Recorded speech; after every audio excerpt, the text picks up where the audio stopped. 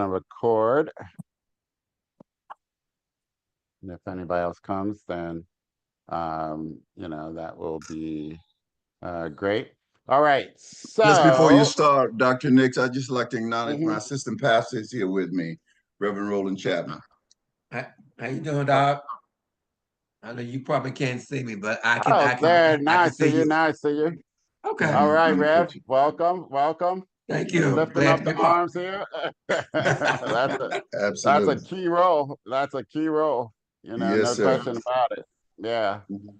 So okay, let me just say this while I'm recording it. Okay.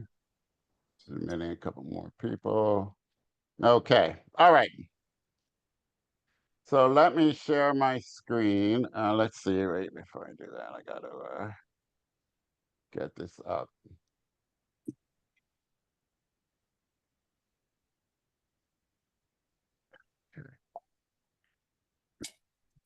So I can see if anybody else comes in. Share. You know what? That There's might nothing not wrong with work. it. I used to be emotional just like her, so I get it. Oh, I like that. Like, oh my God, I just cry. I'm so emotional. It just comes out. right. Might have it Somebody muted. just needs to mute yourself. Okay, screen 2. Do that right? I think so. All right, you can see my PowerPoint? Yes, sir. All right, good. Okay. All right. So I'm not going to do any bio or anything. Hopefully everybody knows who I am. But I did reference in my prayer, run from my call for a long time. So I ran into psychology, and social work, and coaching, and got training in that. Worked in the nonprofit sector. I was telling somebody that coming besides this online outreach will be offline outreach, community outreach, strategies, and fundraising, and that kind of thing. So um, I'm going to leave it all on the field. Okay, so let me turn this. So if you've been to anything or of mine or watched any other videos, you've seen this diagram from Rick Warren, which really is one of the key diagrams for me. And it's the idea that our goal is to pull people out of the community. My goal here at Church Growth Systems is to pull people out of the community surrounding your church into the crowd sitting at your feet, and um, and beginning to be pastored by you before they know they want a pastor or need a pastor. You start pastoring them, uh, and they begin to recognize, some of them, that you're the one, right? And so it's all about, and I believe, and I could spend time on that, but I think you believe it too. God called you, and God called you for a purpose, and I think He called you for a people, right? I will give you pastors after my own heart, and so God appoints pastors, and I think He appoints them to people. Um, and He's going to bring those people to you. And so, my assignment is to help. I sometimes say we're a matchmaking service. We're a matchmaking app. We're trying to bring people in front of you, and then some of them will recognize you're the one. What we're going to talk about tonight is how to make that happen more quickly, more effectively, so that those God is sending our way will recognize more quickly that we're the one, right? That you're the one for them, to help them fulfill their destiny, become the person God intends them to be, fulfill the Excuse me, purpose. Doc. Can you mute the phone? Somebody's, I don't Oh know if it's a yeah, let me do television or that. something, but Yep. There we go. Okay, okay, all right, thanks. I was trying to talk over her, and yeah, good. Okay, so that's the goal, and then that last little step is the hardest. And that's really what I'm focused on for 2025. Getting them out of the community into the crowd, particularly in our full program, but even in the sort of membership level where you're doing certain things, um, that is a pretty, I don't want to say easy, but um, what's the word? What's less than easy? Like if we work it and work it consistently, it will happen.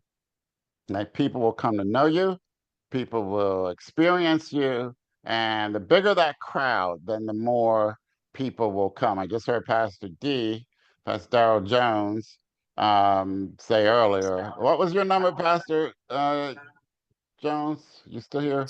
Um, Something like if I can get 250 people in the total, online and offline, then my church will reach 100 people in person on Sundays. And that sounds about right, because if people are watching, even periodically, then they're going to start coming. So that's what we want to be able to do, build that crowd up. So that really is our first task for church growth. And then it's this engagement part to get them to come to the church and come back. Okay.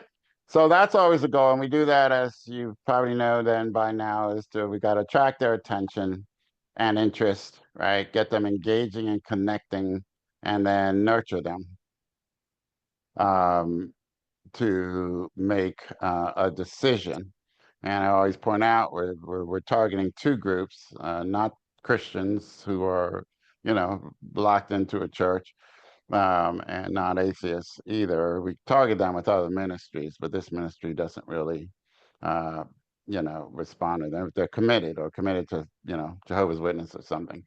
So we're targeting unchurched Christians and dechurched Christians, and we're targeting the unsaved but open, and that's who um, I want to focus on tonight, and it's really who I focus on throughout this ministry.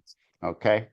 Um, Now, for those of you in the Church Growth Center, this is up there. I'll show you the page where it is. But I want to go over this tonight because um, and this idea of the stages of awareness was developed for marketing reasons, but it's very much applicable to what we're doing. So as we talk about this three-stage process, you'll see some of the language here, right? This idea of awareness, interest, decision, action. Um, and so we want to nurture their decision making, all right, down this process. So and then as they come into our crowd, right, they're interested.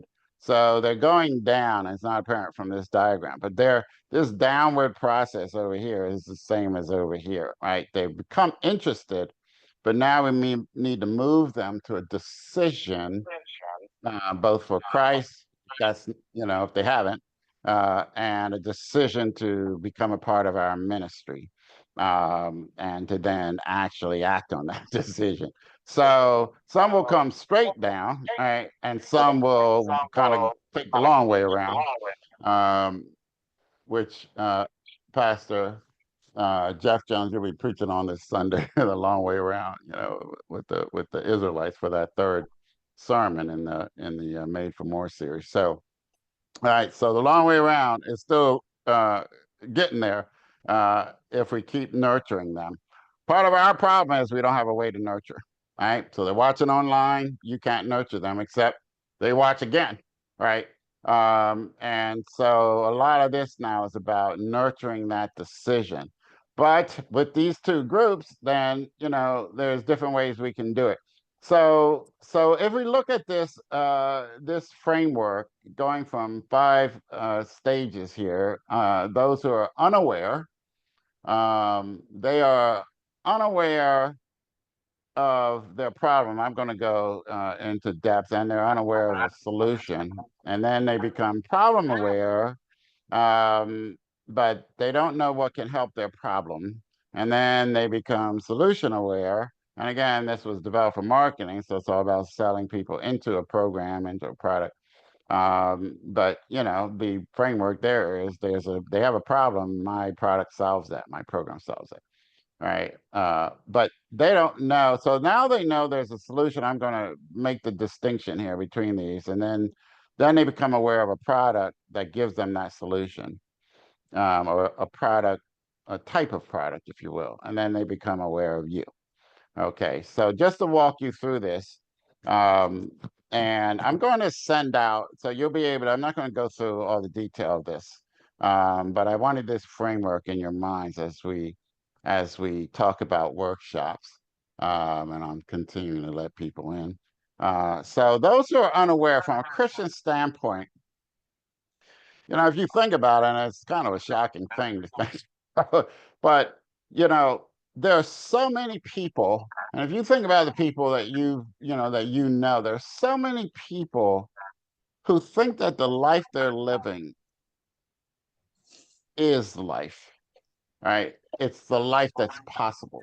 It's all that's possible. Um, and they don't have a lot of drive, a lot of hope. My wife, we went to the allergy doctor today. She's got some stuff going on. So anyway, she saw a lady that was there, nice lady behind the counter, behind the desk, and she said she's been with the doctor for 20 years. And I said to my wife, and I don't try to judge anybody, but I'm curious.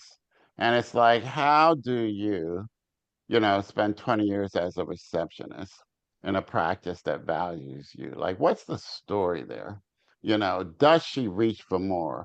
Is this just a job, brings in, like there's not a whole lot she wants from that, but she's doing something else? I don't know. I need to know her story. But there are so many people, right, who are just stuck with that life they have, and they think that's all there is. Right. And so part of what has to happen is they have to be awakened, right? And they don't understand that they're living that life for so many years because of what's lacking in them, as well as other things, in the society, that there's some brokenness there, and so they have to be awakened. But that's a hard thing to do. That is not our low hanging fruit. Okay. But just to kind of paint that picture, and then people, as they move along to the problem aware stage, this is really one group that we speak to at Church Growth Systems, which is they know they have a problem, but they don't know what would fix it. The things they've tried have not fixed it.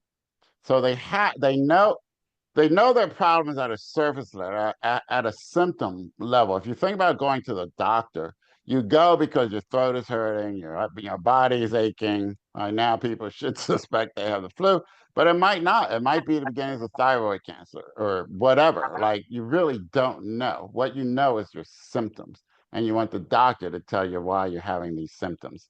Okay, that's these folks. And so they're crying. If you think about babies, that are crying, they don't know why they're crying. They don't know they're hungry. They don't know they need to be changed. They don't know, they're lonely, but they cry. And so we find a lot of people who are crying, and we can see they're making it worse. We can see, we begin to see why they're there and what's going on, but they don't know, and they don't even know there is an answer, right? They don't know where to look. They turn, they might be easy prey for, various kinds of predators out there peddling one thing or another.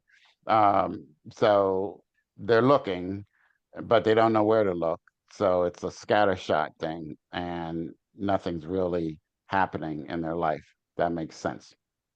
Okay. So I'm going to move through this, and I'll pause for questions, but feel free to stop me, because I don't know what questions you might be having. So just know that I always say to people, stop me if you want clarification. Okay. But I'll send this out to you, so you'll be able to, study this a little bit more. And what I want to point out here, and I'm going to come back to this, is we're the doctor helping them to diagnose why they're having the problems. And in the sermon series that you get and the workshops, um, there's a diagnostic stage. We have to help them understand that the reason why, you're having these problems in your life, whatever area of life that is, one key reason, at least a central reason, uh, are things going on that God can make a difference with, right? If you let him, if you understand how. And he makes a difference at the core of the problem. And so we go really deep there. And I'm going to share some things about how the workshop does that. I'm not going to get into how the sermons do that. But that's a lot of the work here, because what's so critical about this stage for us, when you think about this world we're living in and this generation, all the voices out there, and Paul encountered this too. There's there's so much false information, there's so much untruth, there's so much confusion planned, as we know from the Bible, darkening the minds of those, and so that confusion is part of a deliberate plan, and people don't understand the why. So what we do is we clarify the why, and until we've done that, we can't earn their trust. I'm going to talk about how the workshops help to do that. Like I said, the sermons do too. All right. So if you go to a doctor, and you might have experienced this, and it's not very comfortable, but you go to a doctor, you have these symptoms, and imagine the doctor saying, well, get well, uh, like that's not going to satisfy, right? You want to understand why. Why is this happening? Why does this keep happening, doc? I took the steroids, it keeps coming back. Like I need an answer, and you're concerned that maybe it's something more serious. Well, that's true of them as well. Their marriage, their depression, whatever it is, they're stuck, in school, that can't seem to get ahead, keep getting fired, whatever it is, they don't understand why. And they may see themselves as good people, but they don't understand why. And it's not enough to just say, well, you need Jesus, because what if they have Jesus? This is true of a lot of our members as well. And so we have to be good doctors, right? Diagnosticians, and give them the diagnosis. So that part is really critical throughout. But that's what will help distinguish us. And one of the distinctives, I think, of the sermons and the approach here at Church Growth Systems, because of my own background in part, and is the diagnostic piece, that you're able to go to the heart of what's driving a lot of this. And I'm going to show you how the workshops can do that. Right. And then the solution aware people, now in our context, they're looking for solutions. There's a bunch of them out there, and they're kind of considering, try meditation, try affirmations, try yoga, try this or that, maybe counseling, which is a good solution for some things. And so, like they're trying different things. So they believe there's solutions out there, and they might be into different ideas, and they're trying out different philosophies and different approaches. And I have a little piece in the Church Growth Center on sort of that people cut and paste their philosophy and cut and paste their solutions, and but they don't see how faith in Christ and or membership in a church can be the answer for them. Right? They don't see it. It's not that at first they don't believe it. They don't believe it either. But they don't believe it in part because they don't see it. Right? And so just as we give the diagnosis, we also have to show them why. One of the things we love about this allergist we went to, I went to her and we loved her. And so my wife switched over to her. She worked with children. And so I asked her, when she was talking about my own issues, did you work with children? And she said, yeah, she used to be a pediatrician, or pediatric, whatever. And she learned to explain in kids' language. And guess what? That works for adults. She makes it so clear and she lays it out step by step and she connects the dots so you know why you're doing this medicine or doing that thing, right? And so that's what we have to do. We're not very good at connecting those dots, and I'm trying to help with that. Helping people see why faith in Christ, how faith in Christ, and membership in the church can change their life. Right? We speak in broad terms, often biblical terms, which is fine if you're in the kingdom. Jesus said you can't even see the kingdom, right? Unless you're born again. So what did Jesus do? He put it in their language, in their terms. And so there's a whole section, and it'll be growing. I'm going to do another one of these workshops on that, how to language for people, what happens for them when they give their life to Christ, when they come and join our church. All right, so that has to come, and we have to be very good at showing them, here's the answer you've been looking for, and here's why. And you'll see that in the workshop piece tonight. And then the people who are quote unquote product aware, they know now, right, that faith in Christ and membership in a church, a good church, good for them, would make a difference, but they're shopping for a church. All right. They haven't decided on your church, but they're hungry for a church. And now they're very far along, right? They likely are, they may be saved, they may be about to get saved, like they're very there, and they want to find a good church. Maybe they were de-churched, and now life is pushing them back, and spirit is pushing them back, and whatever it is. And so in that case, the solution of either faith in Christ or church is in their minds, and they're looking for a church, right? And they may not be actively looking, i.e., going to one church or another, kind of, looking in that sense, but they're open, right? Their hearts are open. And so they're right there. And so, and I'm about to show you the punchline here with this, but they're looking for a church. They've decided that church, or Christ, and therefore church, hopefully they've got those two joined, not always. Um, I don't need church. I can worship God on my own. We've got that whole set. So then we got to connect, and Pastor D, did a sermon. Oops, let me let him in. I mean, he really, if you watch any of his sermons, he'll talk about that a lot. And Pastor Jones, I talk about you a lot, bro. So, but if you watch him, he will frequently try to explain why people need to be in church, right? Why they need to connect. Now that's speaking to folks at this end and in the middle, because we've done a lot of work together, as well. So that messaging is important to get people over the full hump, particularly those who think they can do this, without a church. Okay. So not the primary focus tonight, but be aware that, that we gotta help them see that this is why, and there are different ways to do that. And then, the people all the way on the right, they've decided your church is the one, you're the past, you're their pastor, you're the one they want. Right. And so they're there. Now, does that make sense? First of all, any questions about that?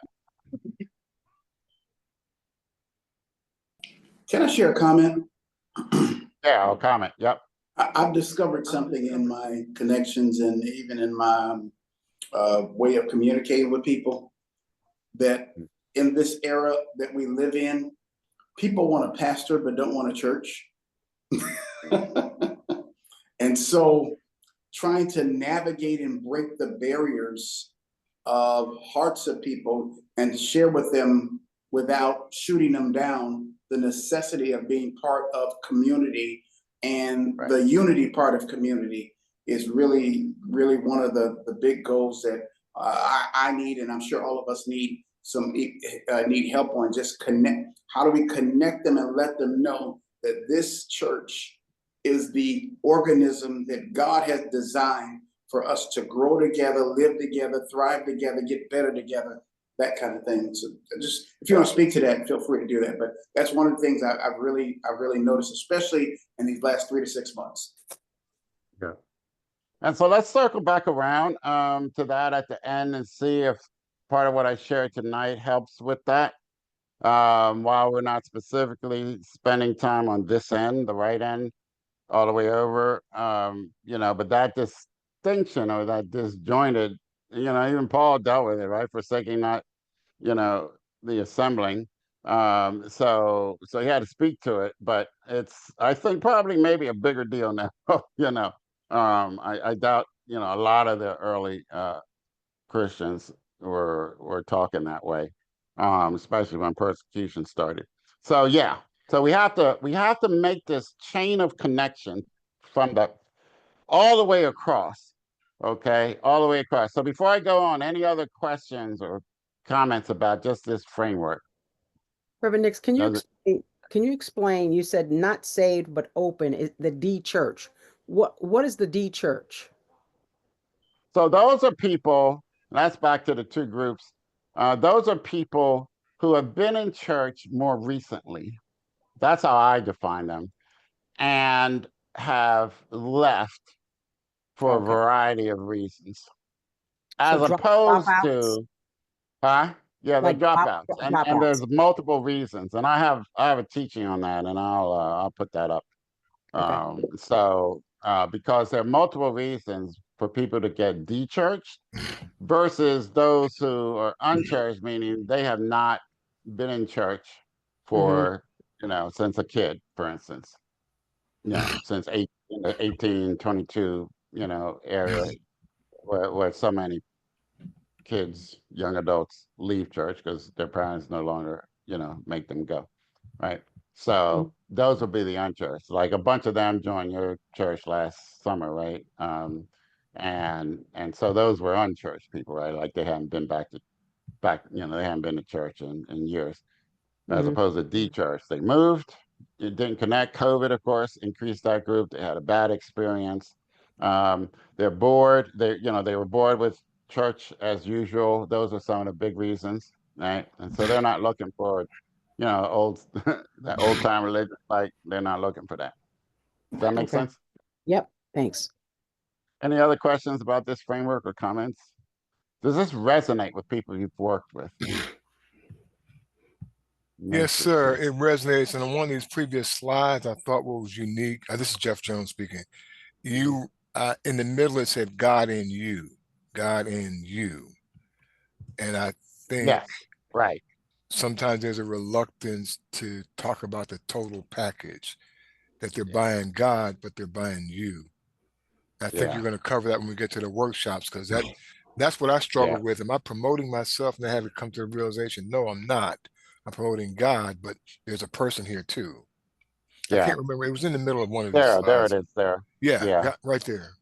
And Where you show how God's word and you, and you. a lot of times in the workshop it's going to be more you. In the sermons, Right. it'll probably be more both. Right. And that's deliberate for these kind of seeker focused or seeker sensitive, really seeker focused workshops. I always call them seeker sensitive sermons because we're preaching to everybody. But the workshops are more seeker focused. And your people can come and and get some good stuff, right, and really learn and really be deepened. But these are more for that other group that's open but unsaved, or people who are really skittish about coming back to church, right? So that's where you are going to become more the critical person. Right? Can you help me? Right. Dr. Nix, how do you Yes, sir. how do you deal with a person who's church hopping? And Yeah. I gotta add on question to that. Yeah. So just what we were talking about, and this whole strategy. So look, think of those folks, maybe like everybody, at least the solution aware people and the product aware people, the people who are looking for an answer. People are philosophy shopping. People are people shopping, guru shopping, love shopping. I'm going to talk about the woman at the well in a moment. She was shopping for men. I mean, we talk about some of the cultural dynamics, there. Uh, i.e., they divorced her. She didn't divorce them, but she then to be married to others. So Jesus made it clear: you're looking for something that can only come from me. So everybody who's not locked in is shopping, right? And they're shopping. You got, married people shopping for someone else. You've got that seems to be almost America, right? So in some ways, that's not different.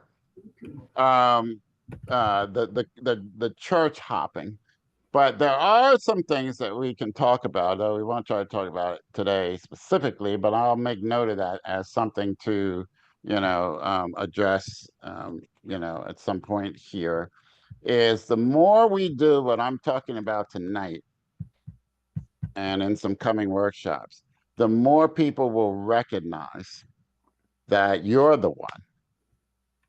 I don't need to look for another, you know. You have the words of life for me and my family, right? Like, the more they come to that conclusion, the less likely they are, to go hop onto another church. Can I add something, Dr. Nick? Yes, sir. Ambassador.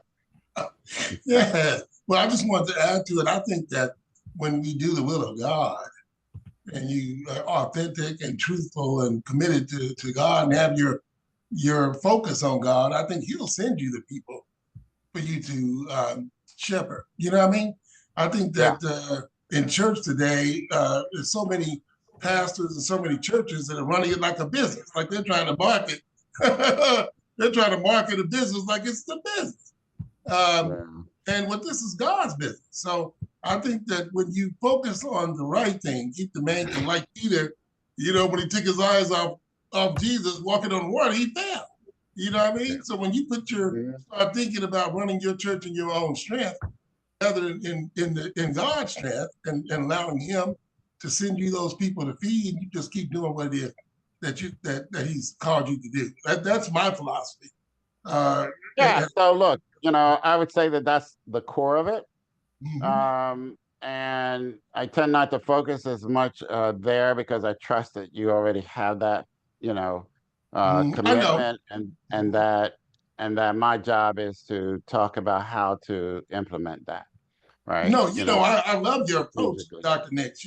I'm not speaking that it's different. I think it's very refreshing, your approach to reaching the unchurched. But I'm just thinking, I was actually just replying to the comment of people church hopping. You know what I mean? Yeah. I used to go to church and the pastor wife would say, "Please, y'all, don't leave the church before you pay your tithe."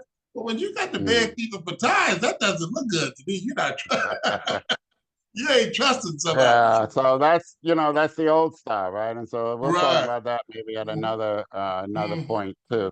Right. Pastor Ford, you said you had a follow-up question? There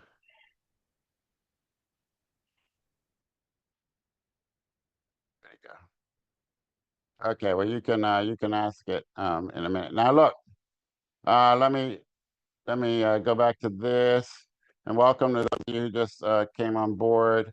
Um, Here's one of our problems. As I've looked at pastors' feeds, we our messaging is all on the right side.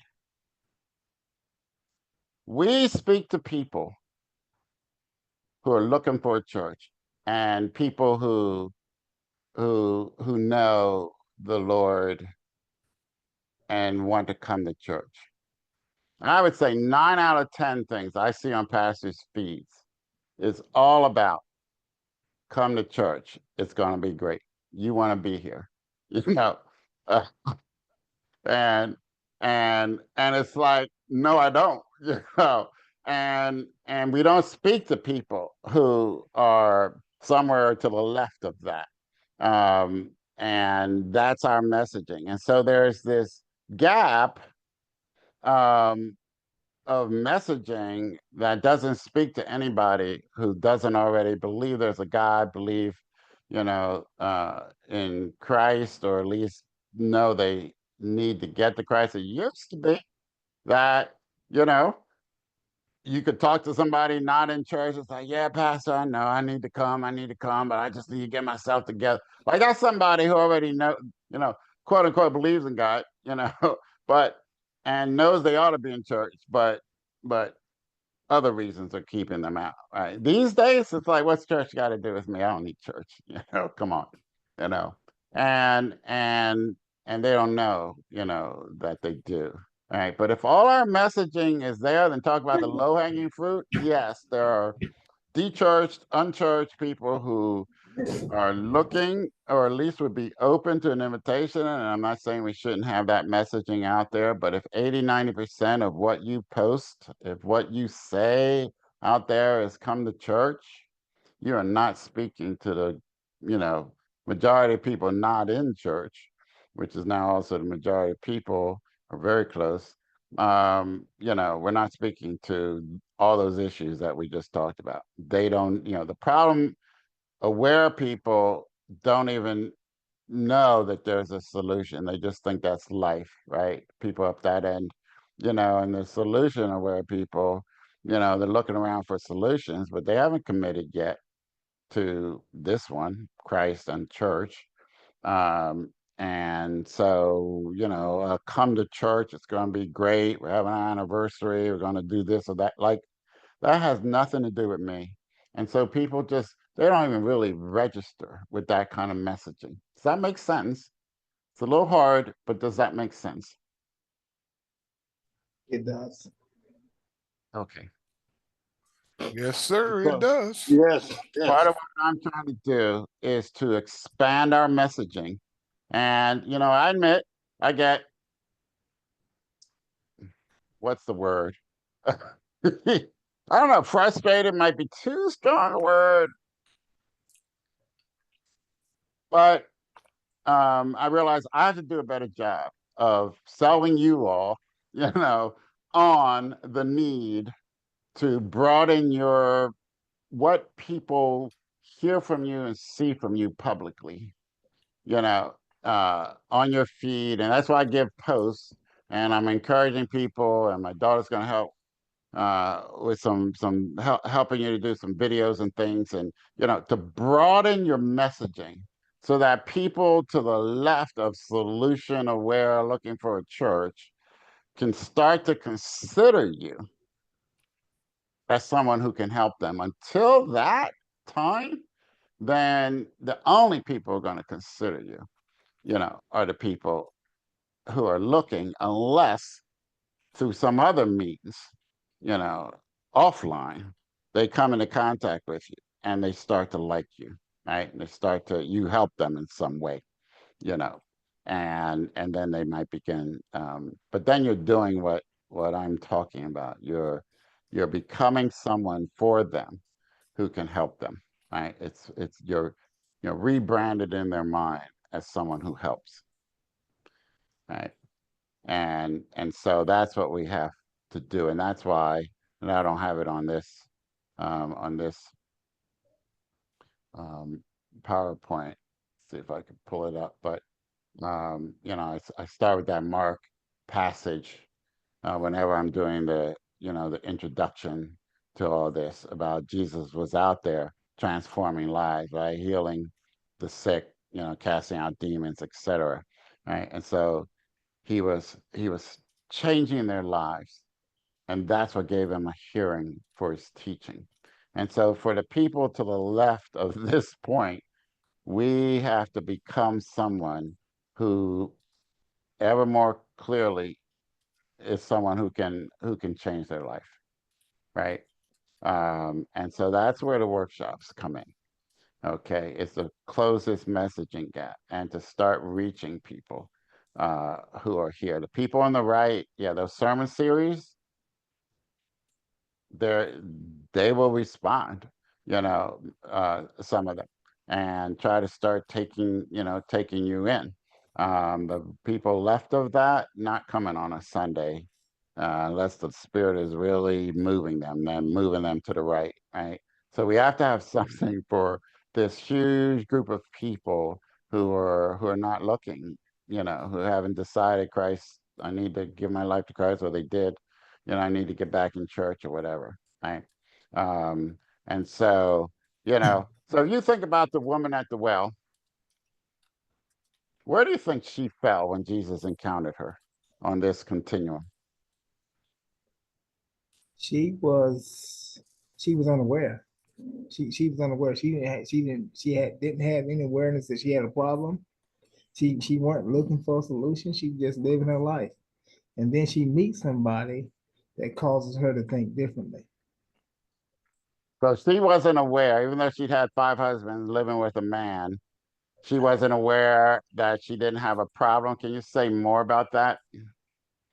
I think that she was comfortable in her life until she met somebody who and not only was she comfortable in it, she was it was some sort of way hidden too. Nobody knew what was going on with her. So she was comfortable with it enough to keep on living that way, but nobody knew. And so when Jesus comes along, he tells her, "You've had 5, and the one that you're living with now is not your husband." She said, "Oh, this man, he's telling me something that I've had hidden for all this time." And then she started seeing something wrong with it. Okay, so I'm going to both agree and disagree, but let me hold off for a minute and see if there's any other thoughts. She was thirsty, but didn't know she was thirsty. Okay, say more. That you, Pastor Taft? Was that you? Oh no, that wasn't me, but I do have a comment. Okay. I think through the fact that she was getting water all by herself, she started living in outside of the gossip circle that was around her. So she knows she had a problem. I don't think she knew how to fix her problem. And obviously her solutions of trying to fix her problem kept repeating the problem by going through marriage after marriage after marriage, and then gave up on that and just said, well, we're just gonna stay together and just work this thing out. So I think she had a problem, but she, not to go out, deep into it, but she didn't know the solution, but she did say Christ would teach her all things. The Messiah would teach her all things when that came. So yeah. All right, so Zoom user, it only says Zoom user, so I don't know your name, Pastor. Go ahead. Oh, is that me? So what? Go ahead, Pastor Stevens. Yeah, Right, one so more. I was just gonna piggyback and add on to that and say that she had this deep-seated need that she thought a husband or a man could feel. Yeah. And that's why she kept going from man to man, trying to fill that need. Right. Yep. And that need Yeah. was never met until she met Christ at the well. Right. Yeah. So this is great because, and this is where I'm agreeing to disagree. Like, on the one hand, yeah, she knew she had a problem. She was coming during the day, like she was coming because she was ostracized, right, socially, in that context. Obviously, the people in the village knew about her husbands and all of that. And, reading there's this great book called Texts of Terror by, I forget her name, the author's name, but it looks at some of the women in the Bible from a different standpoint. And this is one of the stories that she looks at, that she had no power in that society, right? She didn't have the power to divorce. They divorced her. She didn't have to get remarried. So there's that. But yeah, so she had some sense of her problem, but she didn't understand. She didn't have the diagnosis of her problem, right? She knew some of the symptoms, but she didn't understand the real problem. So that's where I'm agreed. Okay. Until Jesus started to reveal that to her. All right. As some of you are now, saying, and then her solution, as some of you are saying, it's like, yeah, men, right? I just need another man. And that's what we're encountering. people who are looking for the solution to problems they don't fully understand all over the place, right? And our job for people down on this end is to help them understand what is the problem at the deeper level, and then to give them the solutions or to begin to lead them toward a solution. Okay. And so, yes, we see Jesus doing that, right? He established a relationship, and then he awakened her to her needs, deep longings, diagnosed it, right? Showed her the real cause, which he called living water. And, and then went from there. Okay. So that's what we're needing to do. We're needing to, diagnose, awaken them to the deeper level of their issues. And so let me, now go on and show how I think workshops can do that, right? Can move people along that continuum because, as I've been saying, the matching sermon series are going to be attracted to people, from the middle to all the way to the right, somewhere in there. They're open. And but even there, it's not just come to church. It is come this Sunday or over the next few weeks on Sunday because I'm going to help you shift your mindset or whatever it is, right? So, and then the workshops, same topic, somewhat different approach. Okay. So if you haven't been exposed to it, I want to share this idea of Russell Brunson's big domino framework for tonight. And there's so many, I had to really think and pray about, okay, how to get at what I want to share and, not overload this presentation. So this idea of a big domino framework is a great one because what he says, and of course, Russell Brunson is founder of ClickFunnels. If you don't know what that is website software and really, really big deal. But his idea was that there's one thing that if people can come to believe it, may very well knock over all the other dominoes. Right? One big thing in their way, one big thing that has to shift in their thinking to get them, in his case, trying to get them to, join his software program initially.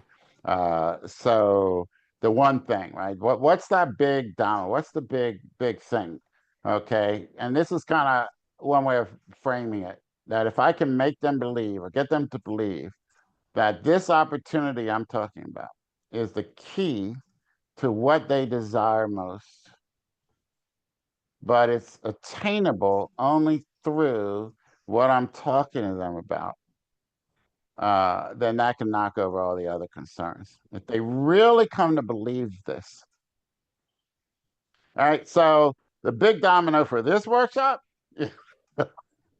is if I can help pastors believe that seeker focused, or I should say seeker sensitive sermon series and seeker focused workshops are a key, at least, to attracting the unchurched.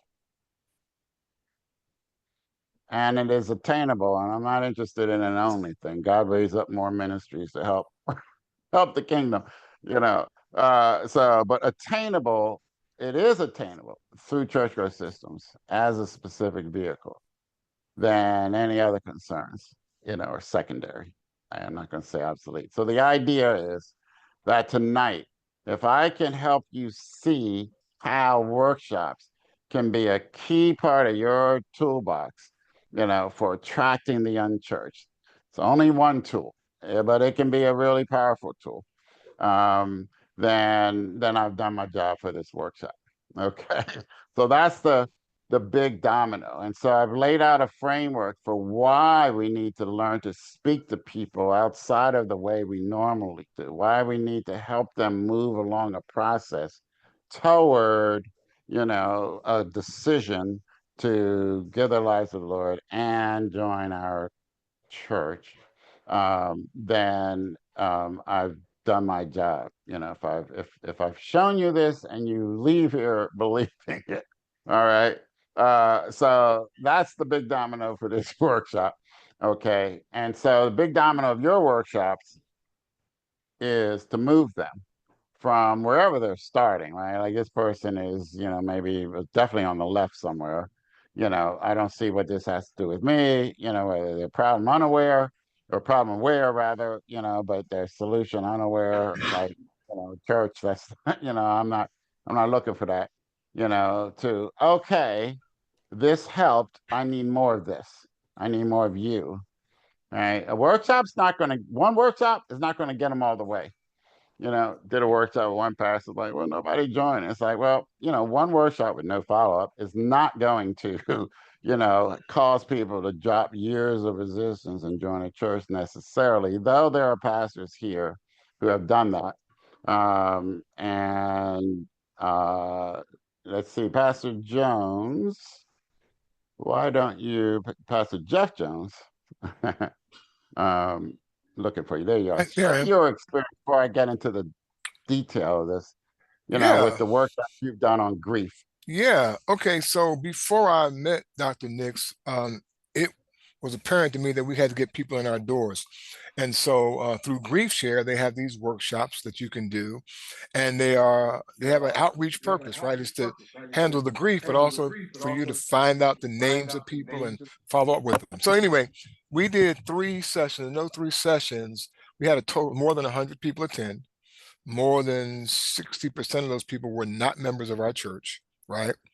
At the time, I hadn't met Dr. Nick, so I didn't have a great follow-up system, but about 60% were not members of our churches, and they all came back for other ones.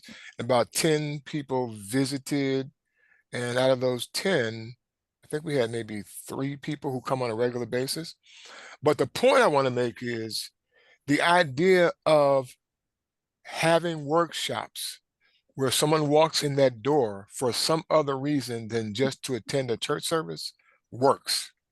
So that's why I'm pretty excited about it, because now with this system, I know how I'm going to follow up. I know I'm going to capture those names. I know all of that, but I'm excited because without this guidance, we were doing it anyway, and it works.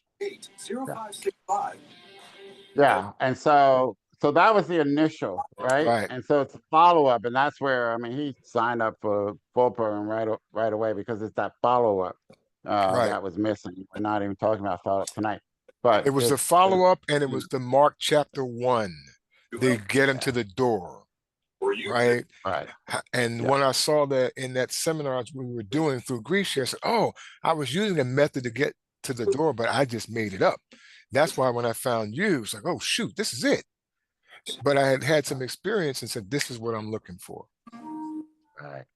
Yeah. And you were dealing with grief. Right. Right. Grief. And Lord knows there's been a lot of that. Right. I was just talking to someone who's joined Church Growth Center last week, and she was sharing, how she lost her son, murdered, I guess, a shooting. And that's why she's doing what she's doing, and it's like it's all around, right? It's in her lives as well. So that was a felt need, but the people who came didn't know what to do with grief. And I know this from my own training and experience. What do I do with it? Like, what do you do with, when your kid is murdered or whatever it is? COVID took your loved one in 3 months or whatever it was. So people are struggling. They're problem aware. They're not solution aware, right? And they're shopping for solutions, or they're stuck, in this case, in grief. Yep. And you open a window. Yep. And so with an entire sort of this ecosystem that I'm trying to help you develop, then they can keep coming back. We'd be going after all 100 of those, people, right? Over and over.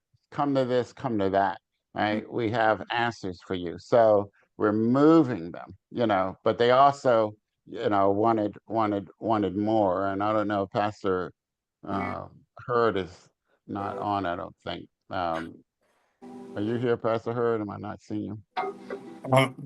Pastor Henderson. Okay, yeah. But Pastor Hurd did a work. So I sent an email out for that. So, and look, I try to be honest. I told one pastor, I don't hype this thing. I did another workshop with a pastor pushing, and one person came, and she was a member of the church. So it's not a silver bullet. It doesn't always have the kind of massive results, but I always point us back to what Jesus said about planting seeds and what Paul said about preaching the word in season and out of season, right? And so we keep planting, we keep sowing, we keep preaching, we keep teaching, we keep ministering, and God will give the increase. Well, Right? Dr. Nix, there And is a so, serendipity, though. There is a serendipity because the members of our church saw, oh, mm, this is how you get people to the door. This is mm, how you can help meet needs because we're an older congregation. And so when we talk about meeting needs, we're not filling Thanksgiving baskets. We're too old for that. We're not going down to the food bank. But when they can use their brains and invite people and they say, oh, this works. So we just have to keep doing it. But God in his providence showed everybody, hey, this works. And all we have to do yeah, is more of it. So I don't yeah, want to bypass that serendipity, right? That people can yeah, see that it works. yeah, I have a yeah. question for Reverend Yeah. Jones and you next. Is the workshop been done on a Sunday morning? Was that workshop No, done on a Sunday we did morning? ours. We did ours on we did live in person on a Saturday, and then we Oh, also did okay. some on Zoom on Sunday night, not during the church Oh, you service. separate. Oh, I was going to say, how do you deal with the church folk? Well, church folks came to all of it because we I invite got, the world. Mhm. no, I just thought you eliminated your morning service and Oh just did. no, Oh, oh okay. no. I was gonna have, Mm-mm. I said, oh, we can't do that. No. Although Okay. Pastor Jackie is on, and I think Pastor Jackie, you did that this summer for one Sunday, didn't you? Outside. Uh, Y- yes, yes. I've been utilizing the messages and stuff like that, and it's going very well. yeah, but wasn't there one Sunday where you kind of did it more as a workshop? You're like in August or something. Um, I Are thought you you? told me that. I no, I haven't. Well, no, I haven't really done it as a workshop. I've just been utilizing it on the Sunday mornings. I have not moved into workshops yet. Okay. All right. Okay. All right. So let me reshare the screen and talk about a little bit more of the detail. And my fear was this was two workshops. So we might have to do a second one. Okay, how do we do this? How do we move them? In a workshop, a little bit different than in the sermons. Well, the whole series will do this, but the workshop does this um, in this kind of way. So remembering the domino. So let's just say you're doing a mindset reset workshop. Of course, there's always a matching sermon series. So people can pick their path, right? And there's different versions. So the idea, so we put out there, you're struggling with your mindset, you're struggling with whether it's depression, anger, even grief, like, self-confidence, self-worth, shame, guilt, etc. Like so many, thoughts, right, in our minds. And this is one of the big ones, and this is one of the ones that pulls people in, extremely well. So what's the one thing we need them to believe in a mindset workshop? Well, pretty much that resetting your mindset is one of the most powerful ways to transform your life. And there's a because, a kind of diagnosis. We won't get into as much tonight. And to your point, was it Pastor Jones? I can help you do that mindset shift. Sorry to say, there is nothing I can do about Right. that. On Sundays and in our other ministries, and by I mean me, pastor, and my community, my church community. Mhm. Right. Like, so it's both, right? That you need a mindset shift.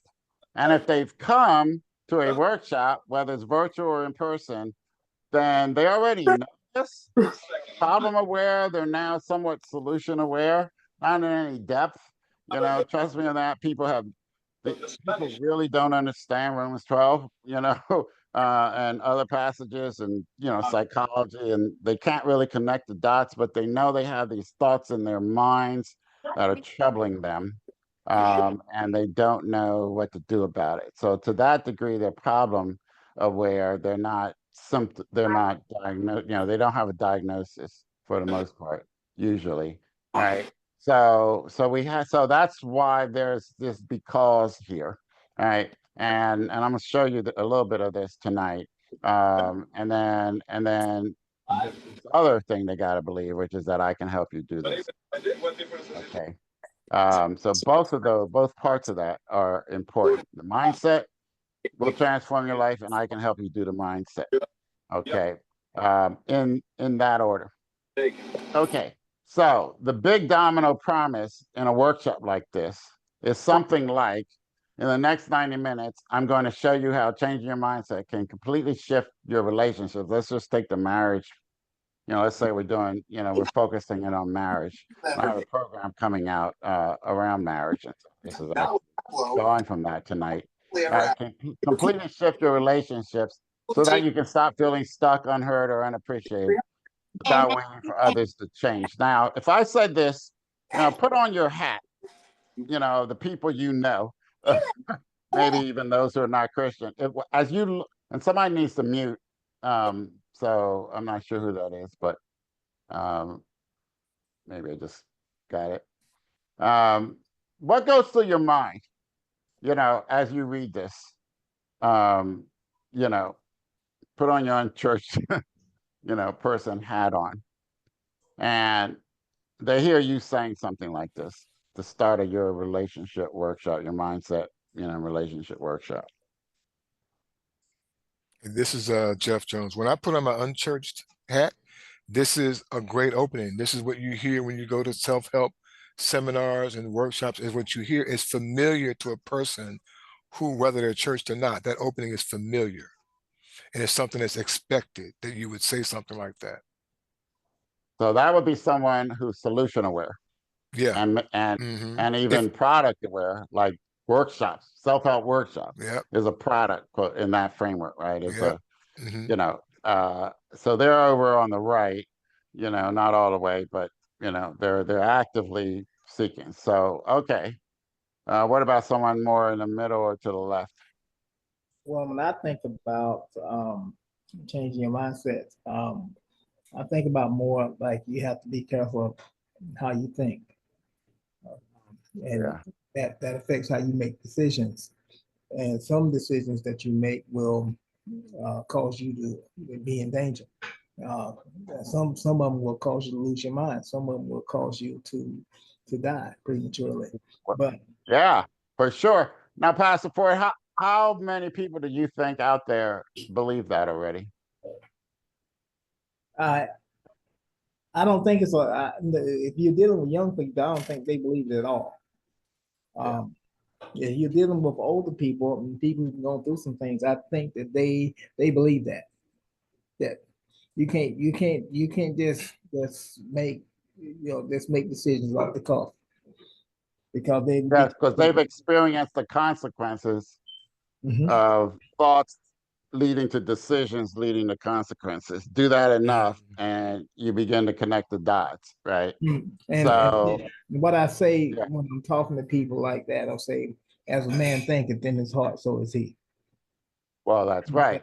So now you're saying, but so many people, so there's three, if we think about three types of false beliefs. This is also from Russell Brunson, and it's great. Again, you're going to get these slides. You'll be able to, I can certainly tie in with some of his stuff. But people will have doubts about the vehicle, as he calls it. They will have internal belief, doubts about themselves, and doubts about something out there that will stop them.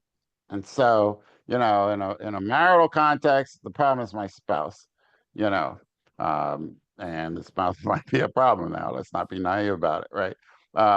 But there's nothing I can do. I've tried everything I know, right? Or the economy or racism or whatever it is, something out there, right? So when they hear a promise, something like this, the idea, they might have missed it without waiting for others to change. That you could change your marriage even if your spouse isn't interested. You can make some significant changes in your marriage. They're not going to believe that. right? There are so many of our people, especially Black people, believe it's society, it's racism, it's, you know, the cards are stacked against me. I don't have that education, so people are not going to take me seriously, etc. Right? And trust me on that. So many people have this belief that the world has to change for my life to become better, right? Or I need more money if I'm going to be able to do X, Y, or Z. So that's going to be there. That external, you know, false belief, if you will. Of course, then there's the internal, and Pastor Ford, you got it, and that's a really intriguing point that older people have begun to recognize this. Um, so, you know, um, interesting, right? But so many people don't see how changing their mindset, if they even could do it, will change something out there. They don't make the connection. And then, of course, the vehicle, which is you, right? They will have doubts about you being able to do this for them, right? Your pastor, not a psychologist or whatever it is that is in their minds. And until you break that false belief about you, they don't understand your anointing. They don't understand the power of the word through you. They don't understand your gifting. They're going to look at you with worldly eyes, those who are unchurched and unsaved, especially, and they're going to evaluate you. And that will change as you start to help them. But we have to recognize that we're dealing with a lot of skeptical people, right, about us. And, you know, uh, but if they're open enough, and if we start to show them a variety of ways that we can help them, I had one, my mentor say the best way to show somebody that you can help them is to help them. And so as we help them, then we begin, if they'll let us, then we'll begin to shift that. All right. So we have these three barriers that need to fall, dominoes in his language, that we need to shift, this mindset shift, in order for them to leave that workshop with our goal, of saying this workshop helped and this person helped. I really liked what she did, and I want more of him, her. Okay, so that's our goal. Helpful workshop, helpful person. So I'm going to do my best with the workshops I give you to make that happen. Right. So just to rush through this now, the rest of it. Um, in the sermon series, we always start with the problem. And then we get to the diagnosis, which is, the diagnosis of the cause of the problem and what God does about the cause, right? So we don't want to, and I won't try to get into the whole thing, but it's not about telling them what they should be doing. It's about telling them what God did. And so now they can do it, right? If they let God, right? It's about God. It points them to God over and over and over again, but points them to what God does about the cause, the root cause of their problem. So that's what Jesus did with the woman at the well, right? All these men, you know, that's your thirst. And I can give you something you'll never thirst again. And wow, that got her attention. And not long after that, she was saved, and she became an evangelist. So, so that's what we're seeking, in the sermons. And so we always start the sermons is from the, create your best year, first one. Some of you have been preaching that. And so, it starts with story of Nehemiah and his life, next to the king. Oh, wow, cool, cool, but he's still a slave, and so he settled for life, the life he thought he could have because he was captured, or at least his people were, you know and until something happens, and something happened and woke him up from this life. He learned that his people, his city, etc. And the story starts with, in this case, it starts with his story, the problem in the text, right? Because in this we can start with either the problem in the text or the problem in our lives. The what we put out there to get people in is the problem in their lives. So we've already started with the problem in their lives, but this and this, and I just go back and forth depending on what, which way to go. And then the thing is, what's telling you, that you've settled. So this is getting at people who have settled. All right. So we're awakening them to, the problem, and we'll get to the diagnosis. But, and so that's where the sermons start, really hooking them emotionally. Like, I get your life, I get this, maybe I've been there, done that, I get this, that, and some of them are going through this, and then we begin to get at, the diagnosis, which is you can't see it, you're not looking at it, you're settling. And so the sermon goes on from there, right? Um, in the workshop, we really are, we start the workshops in the same way. These are the problems that you're having, and you've tried everything, but it hasn't helped, right? And so what we're doing at this part of the workshop is just like with the sermons. It's like, I get you, right? Whatever you think I am, I get you. I really get you. And we know we get them. We know how much we care. We know we deal with grief and all of this, that we deal with. They don't know that. They don't believe it until we show them that we do. Right. And so I have you spend time, in the sermons, now in the workshops, spend time helping people. And Pastor Jeff Jones, like I haven't seen the it's been some years since I've seen that material, but I'm sure it spends a lot of time with the grief that people are experiencing, It absolutely does. It absolutely does. It lets caring them know that they're in the right place, that this was Yeah. for you. Yeah, it does. Yeah. And we can't be afraid. And I've taught, therapy, counseling for 25 years, university. And we have to be able to sit with people in their grief or in their struggles and let them know we get them, right? And not rush to the solution, not rush to what the Bible says, not rush to, answers, right? But to actually, cry with them and be with them. And that's not always easy for some of us.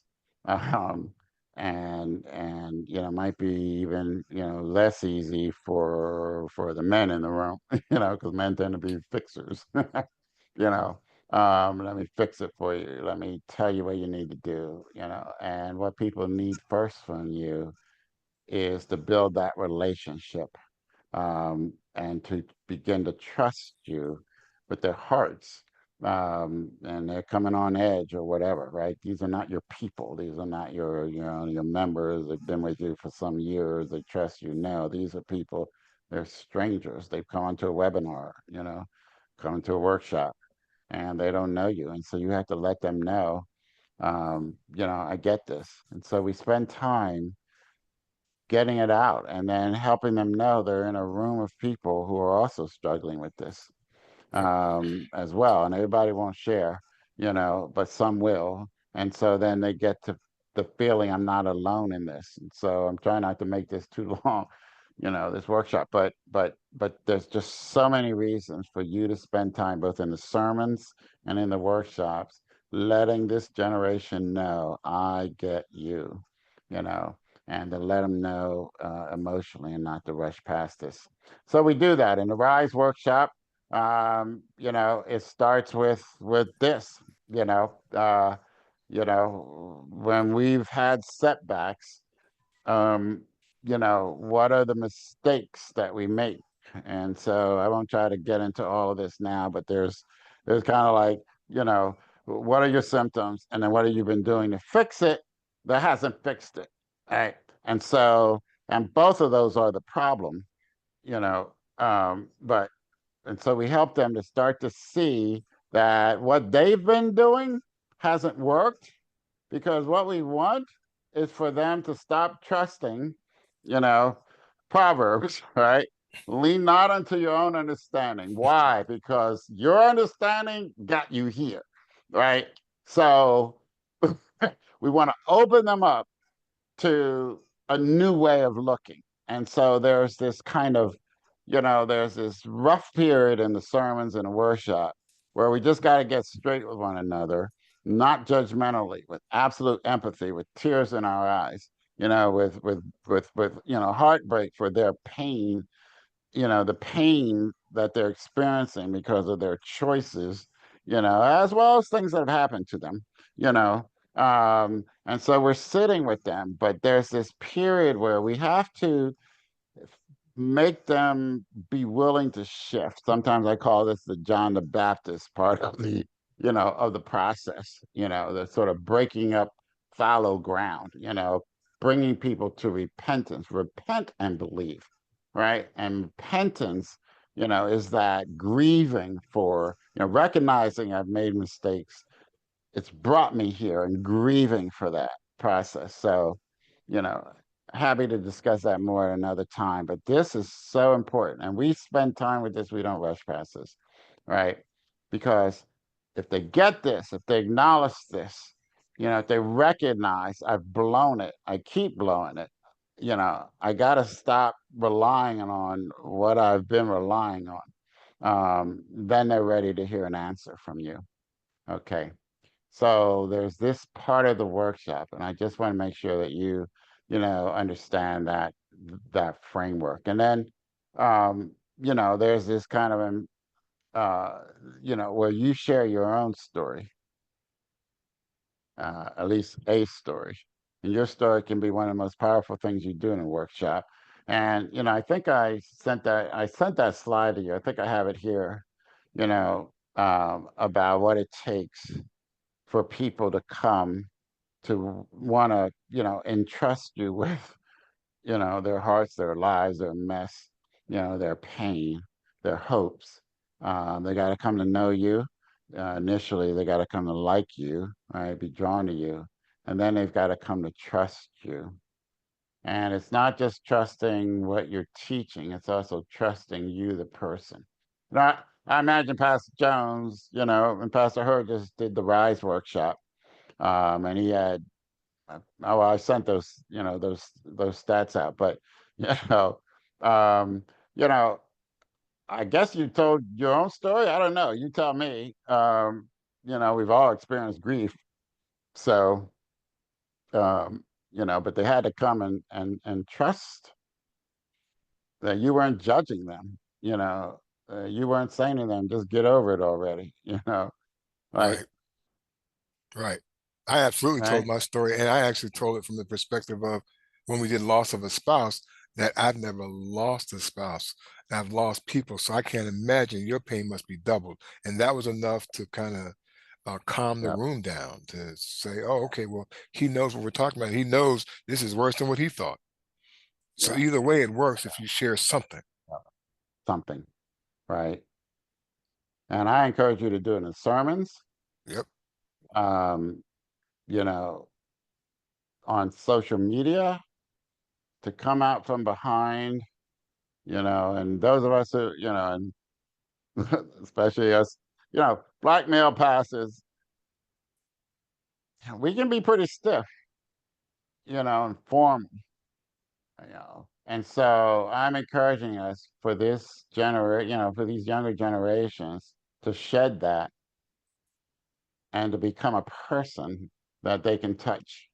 Like Jesus, they could touch, the hem of his garment, right? Jesus wept, right? People, he had these encounters with people, and so we gotta let them see that we too are human, and we go through this.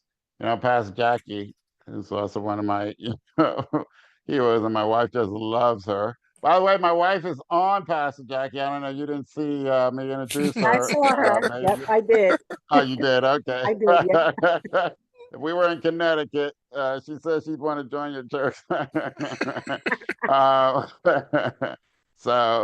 and I got some plans here. Y'all might be working together here a little bit. So, but all the time on social media, I mean, she lost, it was let's see, over the summer, right? I forget which month, but your father passed away. I mean, it's all public, so August, my father. and you told your story, throughout, and then of course taking care of your mom, and so, along with the motorcycle ride, like a person, a person, and people can begin to trust someone who's willing to share. So I want to encourage you to share more on social media so people see how you're able to take the principles you teach and use them in your life. Does that make sense? Absolutely. Okay. So that's what qualifies you in some ways. It begins to. Russell Brunson calls it your epiphany story.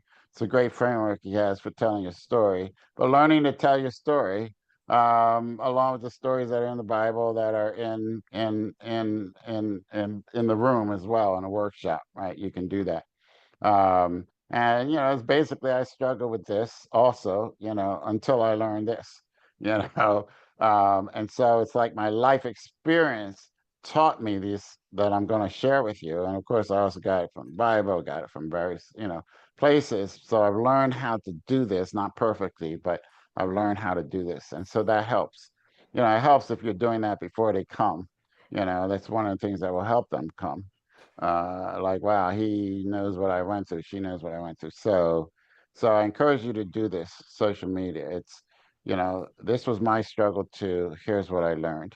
You can do that in a 2-minute video, on social. Okay. Speaking of And techniques, so there's speaking of that. techniques, Right. Yes, sir. I put 2 questions in the chat. Oh, sorry. Let's see. You want to just say them? Or I Um, can, let me see. Chat. There it is. Okay. What do you say to a person whose family is a problem? They can't get away because they live with them. And by family, you mean family like parents yeah, or people they're taking care of? yes. Okay, so for you, where is it? Let me go back. You have to believe this. Okay. Transform that. You have to believe. I mean, so I was part of a really intensive weekend experience. I actually became a lower level teacher person in this training. I've had a lot of training, so this is one. And it went very heavily into this mindset piece, right? How you think about things. And so, in a room of, I don't know, 150, 200 people, the leader was kind of teaching on this, that your mindset, how you shape experiences, how you think about it, profoundly affects your ability to respond to it effectively. And I could resonate with what he was teaching, because as a therapist, I've worked with people who've had awful, horrendous, horrendous things done to them, as kids. And my job was to be with them and to lead them out of that place, right? Brokenness. I mean, one of my clients, multiple personality, she had been so horrifically abused, and what they do in their minds to survive it. She had 9 personalities. So, like, to stand with that and to not get overwhelmed, but to lead, to stand for something, to believe. So you have to believe this, right? And so this woman, her child had died and she was stuck, and the child had died, I don't know, maybe 2 years ago, her son, and she went up upset to the leader, in the break, and said, "Are you trying to tell me that all my grief over my son dying is just a story. That was the language. And one of the workshops I give you is the idea of changing your stories, you know. And he said, and I had to catch my breath for a minute, but I agreed with it. He said, yes, your son is dead and everything else is a story. Yeah, everything else is what you're thinking about that and what you're doing with it, right? You can't change the fact that your son died. What we can change is everything else. Now, that can make you catch your breath, right? Yeah. Woo. Wow. Wow. But you know, if we don't do that, Martin Luther King did the same thing. Man can't ride your back unless it is bent. And I don't remember if he wrote that, said that one exactly in the process. But if we, of all people, we as Black pastors have to stand for this now more than like, that that and that series that Pastor Jones has behind him, made for more, uncancel yourself, unerase yourself, unsilence yourself. Like, we're standing for something. And so if I'm in a grief workshop, if I'm in rise, come back from a setback, I'm standing there saying, yes, you've gone through something awful. And how you think about it and what you do with it is going to make all the difference. All the difference. Right? Of course, with God in there, we'll get to him, because he's going to enable you to do these things, but he's going to enable you to do these things. And he's going to change your mindset. We see that in the Bible over and over, right? And so, and so of all people, we have to stand for this. All right. So it is not true what you're saying here about these people, on multiple levels. But we'd have to get into the detail because some of it is, it's true on surface. Not saying that you're, you know, but how can they deal with that situation in a way that's empowering, right? And Dr. Nix, since you were yes, sir. standing there, how did the young lady respond to that? Because I can see She her said, have difficult processing that. she took a breath Took a and breath got it, and cussed him and out. she walked away transformed. Oh, really? Nice. People who do this work, who can do this in a room, like I learned, what it enabled me to do after that, Yeah. because he would not join with the part of her that was just a victim of her son dying and had stopped and collapsed inside for 2 years or whatever. He would not join with that. Everybody else was probably giving her sympathy, and or some people are probably saying you should just move on, or whatever the messages were, right? Like, I get it. Your son is dead.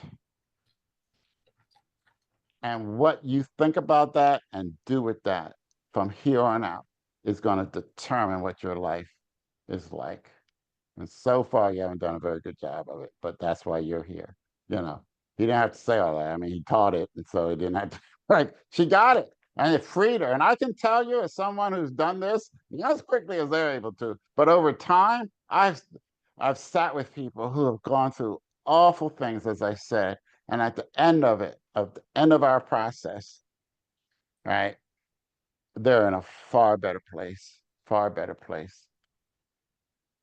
Right. And that's our job. That's our assignment, you know, um, as pastors to lead people out of whatever this, the awful places that they're in, this, scene, like whatever the scene is. It's our job to walk into a situation like this. So they'll bring it to us, that's what's going on. That's who's in our workshop, you know, likely the wife, not the husband, you know, broken, scared. Is it over? Like, she's sitting there in your workshop, her mindset, her rise. And you have to stand for something, in that. You have to stand for this thing we're teaching in this case. That how you think about this right now is going to determine. And I don't know if your marriage can be saved or not, but right now we got to get you saved. And I don't just mean salvation in Christ. I mean, from this place of brokenness and helplessness and anger and hurt, from that place, we've got to get you empowered, believing, and in action. And that's my job. All right. Okay. All right. So we've done this, and then we go on from there. And it's now 9:06. So I'm going to try to move a little faster. And so in the relationship thing, I'll just show you. This is from my upcoming marriage program. Just a little bit. So this external belief, it's not just them. Your strategies and behaviors shape your relationships. All right. So they may believe falsely, if only they would change, my spouse, things would get better. And yeah, if they change, things would get better. But you can't control that. Right? You can influence it though. If you get that what you do in the marriage helps to shape your relationships, um, then you'll begin to be able to make some changes, and you do it by, in this case, is a mindset workshop. So we're going to focus on what you think. Okay. And, we can share stories, your stories, stories of others. So, I have this slide. I can talk through this story. Sophie asked James why he didn't take out the trash. And then she jumps into criticizing him as selfish and you treat me like a maid. He never help, and et cetera, et cetera, which is then his situation. He's now responding to that. And so then, in his case, he pulls out his list of everything I've done. And I want to ask for a show of hands of how many been in that situation besides me. But, so here we are. And then it goes back and forth. Well, you never do this and I don't do that, blah, blah, blah. Right. And we have that. Okay. So in her mind, who's the problem? Him. In his mind, who's the problem? Her. She doesn't accept what I've done. But what happens if she changed her behavior and instead saw what didn't happen in the marriage and engaged them in a conversation to understand what's going on, because he said that he would do that thing? And so what might happen over time is he opens up instead of shutting down or getting defensive. Okay. So the workshop, will help them recognize that they have a role to play in getting this change. And if she, in this case, just changes what she's doing, then it may very well change how he responds, right? Because she's no longer a threat. Okay. And so we go through that and we shift that belief, which is getting at this idea that if your marriage is not going well, you do not have to wait for your spouse to change to begin to make changes, right? To begin to get some shifts. It does take two to tango, but somebody's got to take the first step. And you might take a few steps before you get any movement, right? And you should take all the steps you can before you step out. So, so we're going to help them, get in action. So that's one example of in the workshop. And if people can begin to make that connection, you've begun to help them. And they're beginning to see that you can help them. All right. So both of those things are a goal, remember. You're helping them, they can see you can help them. And so, the workshop will do something along those lines. Depending on the workshop itself. And then we get at their internal belief, that changing your mindset can shift your relationships, right? That was one of the promises we made. And so in this situation, this is where she started, and, they went back and forth, and, it's repetitive. They're both sick of it. So what happens though, if she recognizes what's going on in her mind, that the minute she sees that trash taken out again, she thinks he never listens to me. He doesn't care about me. I have to do everything. And are we losing this marriage? And in a workshop, we can unpack this, right? And so I'm giving this example. You'll see me do a video on this. and then she recognizes what she's feeling. She's angry, she's overwhelmed, she feels unimportant to her husband, and she's worried that there's no progress, and maybe they're kind of starting to lose it. Right. So all of this is going on instantly in her mind. Now, this is deeper than what than what I have so far for you, but we're going here. And I'm going to have a group of pastors who are going to, we're going to go here because this is what's going to transform relationships. Pastor Jackie, are you listening? And so, and Pastor Jones' grief share goes there, right? It goes there, and so that's what makes it powerful. So, right. And then she has to identify her needs. She wants him to change and start helping her more and caring about her more. Well, look, taking out the trash isn't about taking out the trash, right? It's about all of this, not feeling listened to, not feeling cared for, feeling like I have to do everything, and maybe even projecting out, right? In terms of like, where is this marriage going here? And so that explains why, right? She lashed out at him. And if she can come to understand that it's her mindset, that what was going on in her mind and heart led her to that behavior, that's the beginning of change.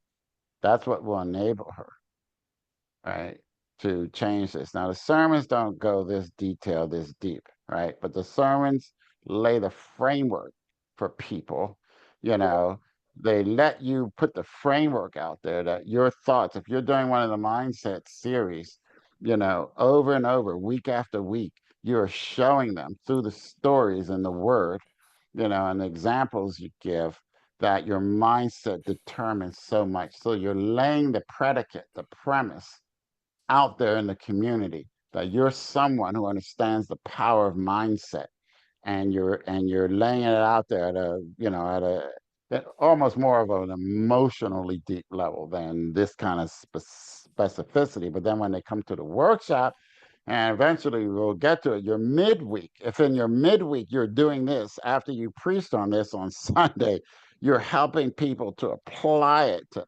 identify it in their lives. Wow, what are you doing? You're doing something they can't get they can't get elsewhere. Nobody in their life will take them here, right? Unless they go get a counselor. So you're doing it. You're showing them. I preached this on Sunday. I showed you from whatever text, we were dealing with, whatever story, your mindset and how it impacted. But now we can really dig in. And so in their mind, while she was listening to you preach, this is what was going on in her mind. But you don't know my husband, you know.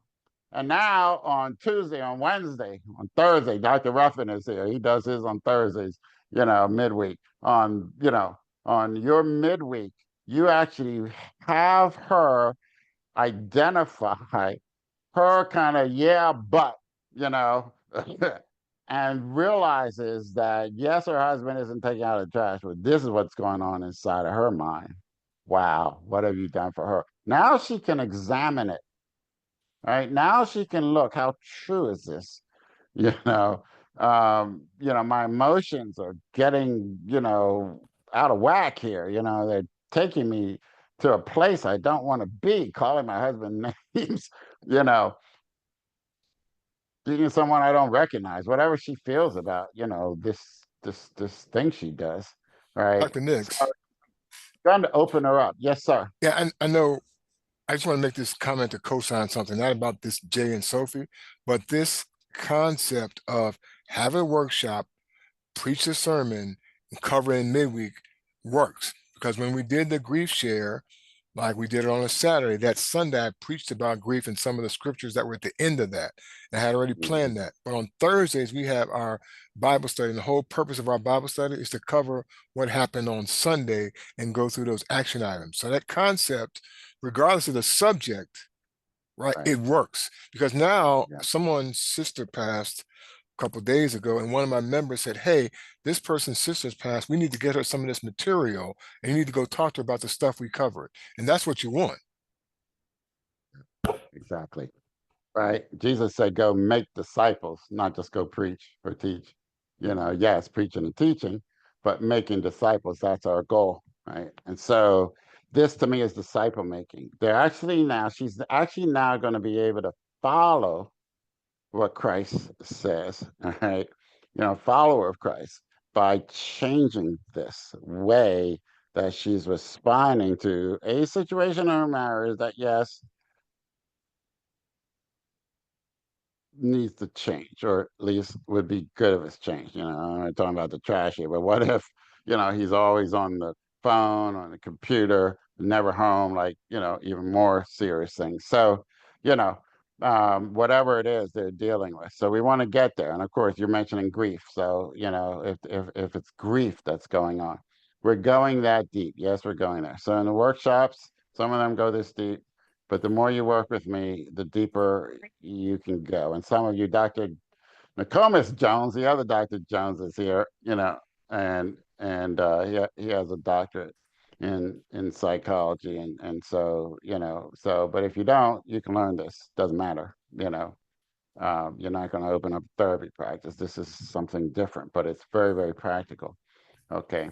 And so once she comes to understand that that's what's going on inside her mind, and that she just goes from the situation, boom, right over to that without even thinking about it, right? Without stopping and reflecting, what am I thinking? What am I feeling? We slow her down. She learns to slow down and really examine yourself, as Paul says, right? To see whether what I'm thinking is actually going on. And even the thought about him that he doesn't care about me. Okay, so I could get deeper, but and so she stops, she asks and she engages in a conversation, and she realizes she doesn't get this because he promised. We've been over this several times. Like, what is it that would stop somebody who says they love me, from doing this thing? And Linda, you can just stay muted, please. I am almost quoting her. I might even be quoting her. So she's wonderful. Don't want to. All right. So she stops and it changes what she does. Right. And whatever she ends up doing here. But that's because now she's not driven by her assumptions about him, about her, about the marriage. She's actually saying, okay, let me hold off. This is bothering me, but let me find out what is going on here so that maybe we can get on the same page. All right. Because I don't want to make it worse. Okay. All right. And then she begins to understand when she talks to him that when he criticizes her, once again, see, for him, it's not just the trash, it's yet again. And she always focuses on what I don't do instead of what I do do. And even his own fear that, oh boy, I blew it. She's going to leave. He feels unappreciated, feels rejected, demeaned, guilty, scared, whatever it is he's feeling. If she can find out this story from him, do you see how that could transform what she does with it? Trash still needs to be, all the chores and all of that needs to be resolved. Not being home, like whatever's going on. There's some things that are marriage destructive. So we got to address those, right? But we can address them from the standpoint of the inner conversation. And what I can say, about my wife and I, because I don't know, I guess you don't make any secret of, like, I had lots of therapy years ago, of course, in the whole field, and she's had quite a bit of it too. So we're able to have this internal conversation, like what's going on the inside. When you talk that way or when you do something, this is how it makes me feel. What's going on for you? So when you can get to the internal conversation, it transforms everything, right? And this program is going to teach people how to do this, right? So I'm just giving you, an example of a deeper level program about moving these dominoes or shifting these beliefs. And if you can actually help this couple to do this and have this kind of conversation, they're yours for life. Like, you have done something nothing and nobody has done for them. right? And now they're ready for it. And if, it's backed up by scripture on Sundays, especially. The workshops don't have a lot of scripture because we're trying to reach, you know, people. You can certainly add it depending on who's there. But it's these two paths, right? And so we're trying to get a hearing, right? We're trying to help them see that I've translated biblical principles into something very accessible and practical, and you can add some scriptures to it. I have no objection to that at all, as long as what stays preeminent is the practical help that the workshops are designed to provide, right?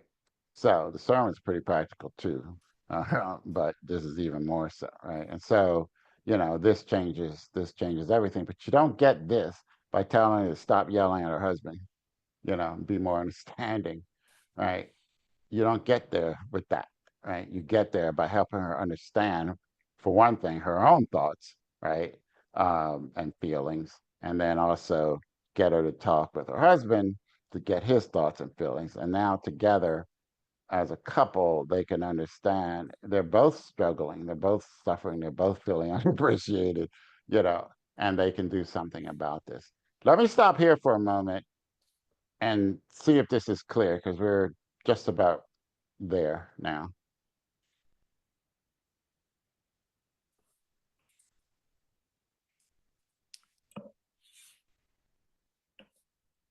Yeah, it's clear to me. It's clear to me that this idea of this workshop, right, and getting to these needs, right, gets them in that door, and it validates what you said about you can help them, and I can see more people. I'm anxious to do one of your seminars. I think I got one scheduled to come up for this Easter season or right after. But yeah, I totally understand it.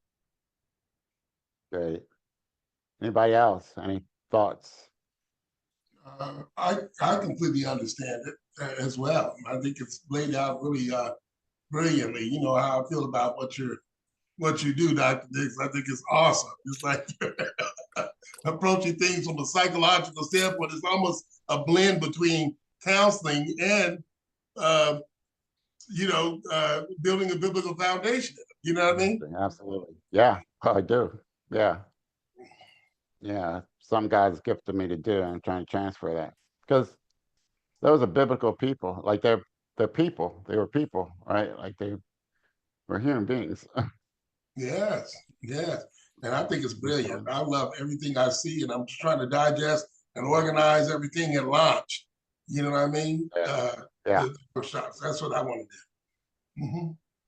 It's really pastoring for me. Pastoring is different from just being a teacher or being an evangelist. Yep. Absolutely. It's shepherding, really. It It's really is, shepherding, isn't it's it? caring for the sheep, Yep. and Yep. it's a dirty business. Yeah. Yep. Yeah. You're not just talking at the sheep. Like shepherds don't just talk at them. Lecture them. All right, y'all sit down now. Let me tell you something, right? Like, no, you lead them to pasture. You keep the wolves away. Groom them, and like, so yeah. So that's why I tell, I say, well, I use the term pastor coach, because people don't understand what a pastor is. We would only need to use pastor if people understood what pastors are. Yeah, everything. Right. Yeah, exactly. So go ahead, Pastor Jackie. I don't know. This just makes me nervous. This goes pretty deep, and my thing is, and it's just probably my own confidence. Am I qualified, to bring people into that type of a deep conversation without any other certifications and whatnot? I'm a little nervous about it. I'm as far as doing workshops and things like that, especially on this particular subject. And so I just have to kind of figure out how to I have to build more confidence, I guess, in myself to be able to do a workshop like that. Yep. I was about Well, I I'm was going to about help. to are you Go gonna ahead. I'm sorry, I was about to say the same thing. And when things get too deep or out of your reach, should you be referring those outside? Yeah, you can. Yeah, and I decided not to try to lay out everything that I want to put in place here for you all. and what we're doing, you know, everything tonight. But a network of Christian therapists for you to be able to call on is part of what I want to do. But I want to say, Pastor Jackie, I can speak to you because I've now, you know, we've been in dialogue for a year. You're absolutely able to do this.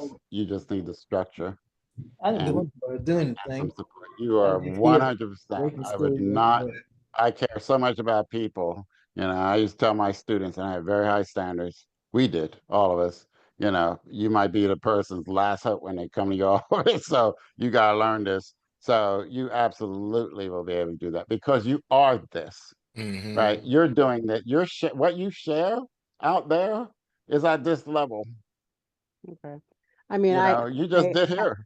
You I know, have background in I have certification in pastoral care.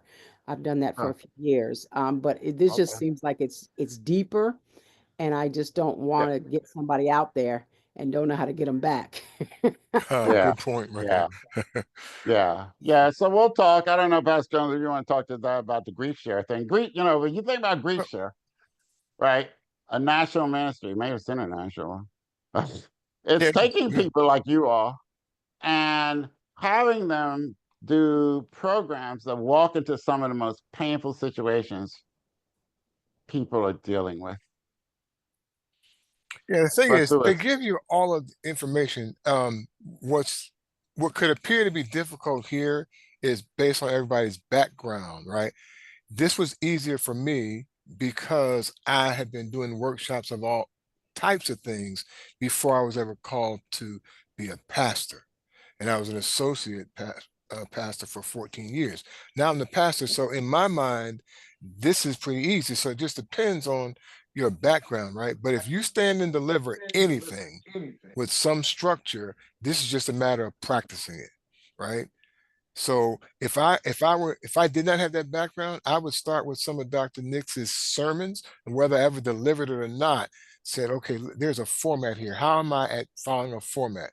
And I would take some of the less complicated um, seminars that he has and practice them. You don't have Yeah, to deliver them.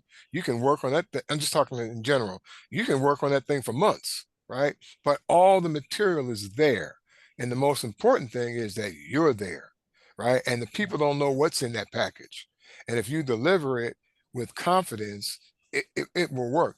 But like anything else, it takes practice. I know none of y'all did this, but I used to practice my sermons. I know none of y'all did that, but I did. yeah. Practice and some training. I'm going to give you Right. some training. You know, I've Right. done this for 25 years. I mean, the last, I don't know, 8 years was mainly teaching pastors. That's who was in our doctoral program.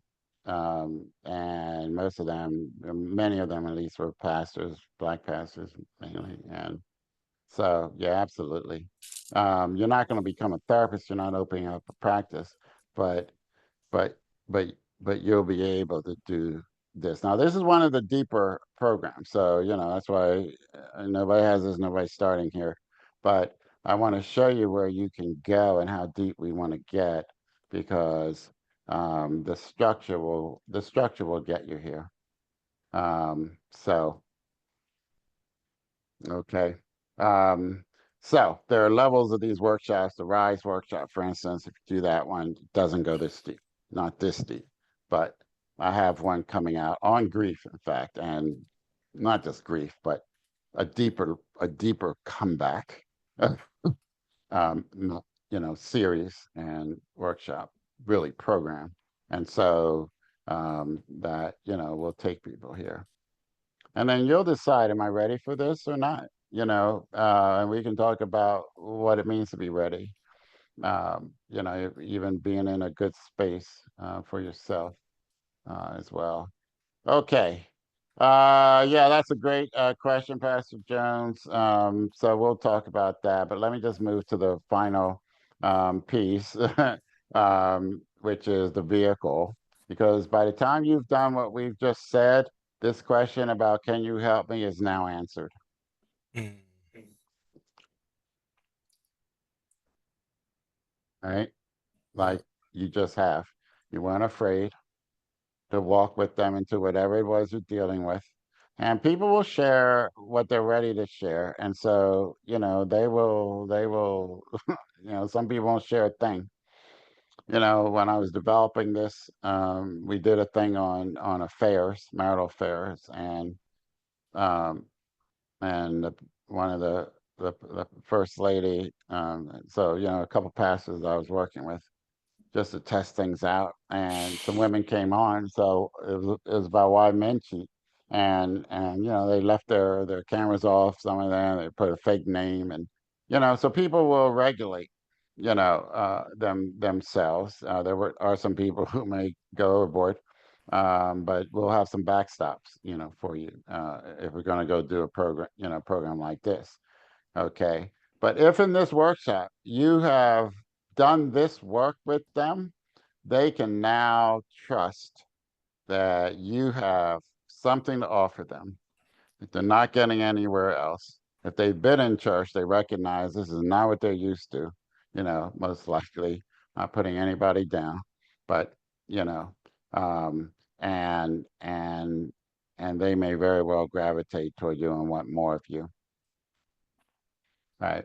Pastor Hurd did the Rise workshop the other day, and one of the outcomes of that is we need more of this. And he had a bunch of people who weren't members, you know, um, and so it's like more. That's what you want, right? I want more of you.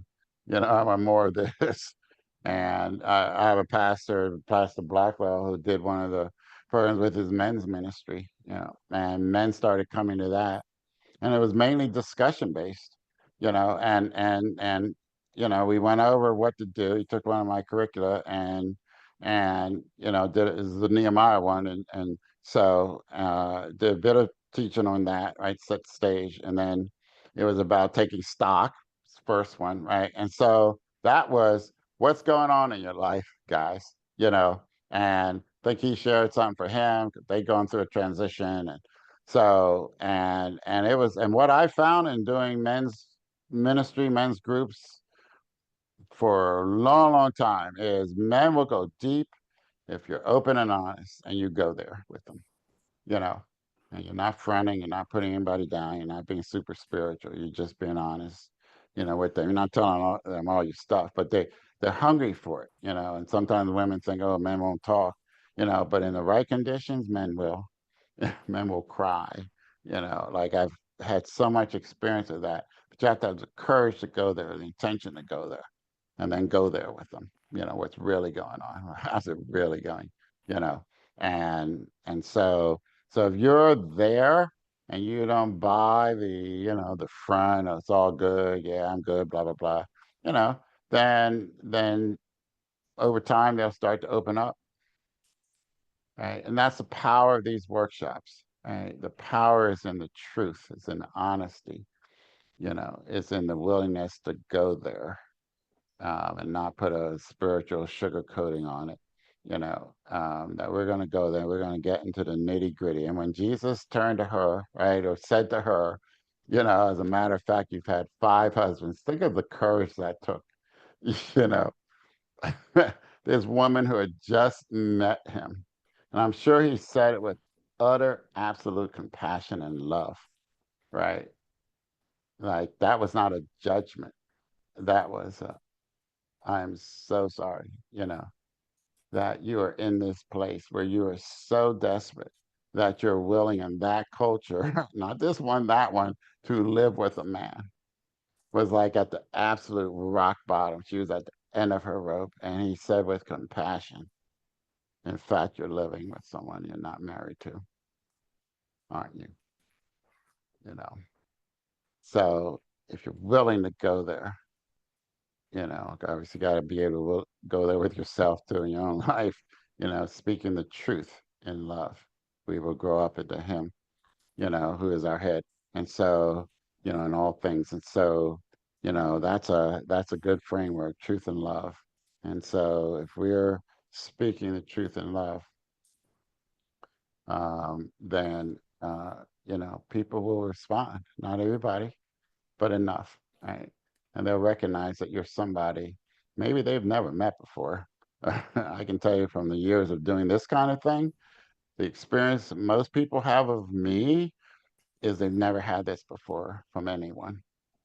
Wow. Possibly a spouse if they have a good marriage, or a very good friend. Um, but and they're hungry for it. They're hungry for it. So all right. So and then there's ways that you start to show them, why they need the church. And we were talking about that, Pastor Jones, earlier, but I won't go into this because we're at the time. Okay. And of course you're telling your story. You can share other people's stories, have people share. That's a very big part of it, the group process. And then, the elephant in the room for some people, their feelings about the church, and you can address that any way you want. Okay. And then there's a call to action, which is, keep doing what you've been doing, getting what you've been getting, or join me, you know, come next week, come next month, come this Sunday, take advantage of what I have for you to shift your life. And those who've experienced you as helping them, um, then we'll want more. So keep it shallow, they won't want more. Go deep, they will want more. Pretty much promise you that one. So, if you go deep with them, as deep as they'll let you, as deep as you can. It's just the beginnings. You can't plow through people's defenses, but you create an environment. I've walked into groups of Black men, and I tell stories about this, and like 200 Black men in a room, never met me before, a men's retreat, and an hour later, telling the story, I think of David from the stage. We're all in tears, including myself, like Black men, just getting there, going there, being willing. I'm, literally in tears on a stage, you know, allowing my own feelings, to come out as I'm teaching this. And, you know, I think sort of preaching, teaching it. And like, so people are hungry for somebody who's willing to not be fake, and not let them be fake, but to say, hey, what's really going on? You don't have to tell me, but I'm here for you if you want, and over time, as they watch you maybe from afar, some people, it's like, oh, wow, that's real. Let me check them out. Let me check her out. All right, final questions before we end. I have a question. How do you get people? Okay, you're doing the sermons on Sunday, and then if you're able to do the midweek um, recap or whatever, how do you get people into the webinar? You're trying to reach the unchurched, not necessarily the folks that, well, you want to reach the people that are already in your church, but you're trying to reach unchurched people. How do you get people in a webinar like that? Yeah, so this isn't really the midweek strategy, though. What's the same with the midweek strategy is this coaching, application focus off of the principles.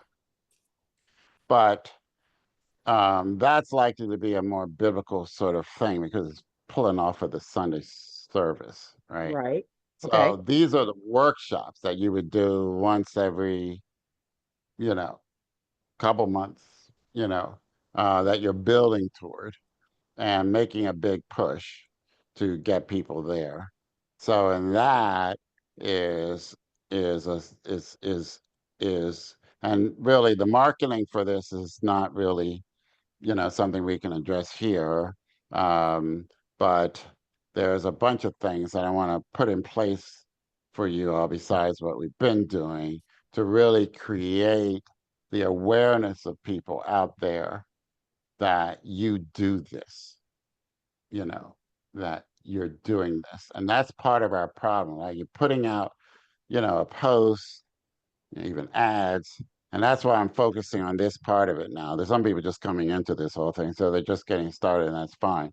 But I want to make sure the whole process, quote unquote, works, right? And so this is where we absolutely have to change our image out there and be much more visible as people who help. And I love that you tell your story, Pastor Jackie, you know. Uh, and now part of the story we have to tell is the story of how you help people, you know, and how you've learned these principles specifically. So I'm going to be, meeting with you, and you're going to be one of the, I sometimes say guinea pigs, but you're going to be one of the, people to participate in this whole sort of rebranding, process. But we got to understand this is where we're going, right? We're willing to go, to this level, right? And able to, and they got to know we can go there, right? We do go there. If they tune into the sermons, they'll begin to get it, right? Um, and if you go there in those parts of the sermon, the problems part, the diagnosis part, where you reach through into their hearts, at the pain that's there, you reach this guy if he's listening, right? You reach into his heart and you tell him, I know you're scared. I know you're, you know, you feel unappreciated and, you know, rejected, that he gets that you get that men feel that. There's this wonderful book on men called Wrestling with Love, written by a psychiatrist or psychologist who work with men. When I first read it, I read it in tears. It was so good. It's the best book I've ever read, on men. We have a pastor who wrote a great book too, actually, when a black man cries. So, like, you're willing to go there. I get you, brother. I get you, and here's what God does about that, right? And he does several things with stuff like this, but we have to be so once they know that, Pastor Jackie, right? Once they get, like, all this, a lot of this stuff that we put out there is just making it worse. It's just church, and they already have us in a box for that. If they were in, then they get it. They'd be able to translate it, but they don't. So it's like nothing to do with me. I'm not interested in that. But this, this, right? The word started to go out Pastor Blackwell on his men's ministry, and he wasn't doing advertising. Like, we haven't started doing that yet. But brothers tell brothers, like, this is, you know, like, he was willing to go there with them. And that's been my experience working with men, you know, like, this doesn't faze me. This doesn't scare me. I get this. I've lived this, So, um, let's go there and let's deal with it. And that's what I'm here for. Yeah. So that's got to be your image out there. You're great on the personal story. And we got to say, here's what I'm learning about it, here's what I'm doing about it, and this is why you need to, or you want to come, and then we get that out there more. So, so we'll be talking about that, because you're going to be, and really I'm singling you out, but, you know, any pastor that, it's kind of invitation only, but when I see you sort of doing these things, and it's like, yeah, let me help you take the next step. Like, there's these levels, right? You start here, and then you go further. So it's what I'm doing, 2 years later, 3 years later, like, getting known as someone who has a certain approach to church growth for Black pastors. Like, that didn't happen overnight. It took sowing seeds all the time, and so here we all are. It's not by accident, right? And so, and now I'm taking you even deeper tonight. And so you can kind of get me more in this approach. And all I can tell you is people are so hungry for this, and there's almost Yeah. no one in their life, no one, you hear me? No one who's willing to go here with them, walk into their pain. Almost no one. If they have a loving marriage, their spouse may not be able to do it, you know, um, especially husbands, So you'll be the one. Like, I got some stuff coming. I'm not sharing it tonight, but that's going to help you. So, I'm going to do all I can to help you do this and offer this and get people to this, as long as you're committed to going there. Any other thoughts, questions, comments before we end?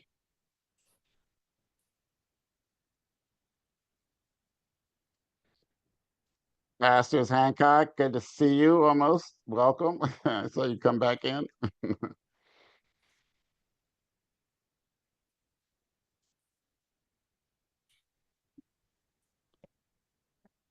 Dr. Nix, Yes, James, sir. just so happy that I made it tonight, and I've been very quiet here, listening and listening to the sharing from each pastor, and it's a joy and a delight, really, just to be a part of this group. And I'm excited about the future and what we're going to be able to do to help people who are Yes. suffering. And as you've said it a moment ago, this is light years ahead. People are not talking about these things. Some pastors are caught up in pointing people the way to heaven, but they're not able to help them navigate the here and now.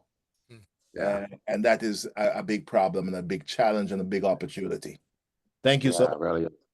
Yeah, it's all of that, you know, it's all of that. And that is the opportunity because, like I said, nobody else, they can't find it unless they go get a counselor, right? I'm telling you, because, yeah. Or if the church like has a grief share or, you know, particular kind of ministry. You look at marriage ministries, they don't do this. It's all about love languages, date nights, like, you know, and that's fine. But I ain't interested in going on a date night with him if we got this going on. Or her, like, you know. So I mean you should still go, but you know, we gotta help. All right, let's call it. Thank you so much for coming. I will have this, I did record it, so you know, I'll get that out in the PowerPoint and you'll be able to, you know, review it if you want. Thank you. And we'll be going further. Look for more workshops. You know, if any of you are not in the Church Growth Center where all this lives, then, you know, hit me up. We can get you signed up, $27 a month. So you don't have to invent the wheel here. So, Reverend Nix, all before you right. get off, I have a question. When you're Yes. doing one of the series and you know, you have the link that's out for people to kind of sign up for whatever the free offer is, how do you get into the actual offer so that you can see like the videos that are being put up for your messages on that page? How do you get to that link? How Is do it you get to it or do they? how do I wanted to check it Well, if out. you want to see what's on the web, just go to that landing page. I'll not the landing page, the inside page. I'll make sure you have the link to it. Oh, okay. Okay. All right. Yeah, you I didn't know. know if it was And somewhere in the actually, link you should there. be you're already signed up, so you should be getting the text messages from yourself and the emails. So you know, so if not, then I get them. You know. No, I get them. I didn't know if that was where I needed to go. I just wanted to sometimes check out to see what the Yeah, just click the link. Okay, Every got it. email has a link back to that page, for instance, where your sermons are. You know. Okay, got it. Thanks. Yeah. You can download, you know, what they're able to download as well. I'll call you tomorrow. Okay. All right, brother. Yep. Okay, good. Yeah, Pastor Hancock, I understand. Y'all have that network issue. All right. Thank you, everybody. God bless you all. See everybody. God See bless. y'all. God Thank bless you. you. Thank you. Blessings. Bye-bye. Blessing. Bye.